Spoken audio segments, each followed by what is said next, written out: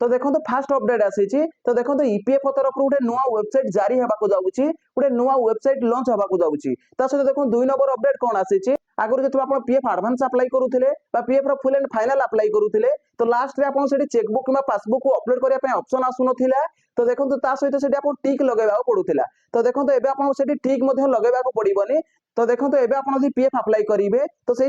टिक लगेगा पड़ोनी तो आगुरी से लिखा होगा गेट आधार ओटीपी तो ये लिखा होची गेट मोबाइल ओटीपी तो देखो आपको से टिक लगेगा पड़ोनी चेकबुक कि पासबुक को अपलोड करने पड़ोनी ईपीएफओ तरफ अपडेट आसीला तो देखो मुझे डिटेल्स बतईदेली सहित देखो आप PF member home portal login होती तो जिते आप यूएन नंबर पासवर्ड और कैप्चा भरिया पड़ूला एबे आप कैप्चा भरिया पड़ोनी ईपीएफओ तरफ 3टा अपडेट आसीला तो देखो मुझे डिटेल्स बतई देछि जदि भाई वीडियो को भल लगी वीडियो लाइक करेंगे और चैनल प्रथम थर आसते चैनल को सब्सक्राइब करके बेल आइकन को प्रेस करदेवे।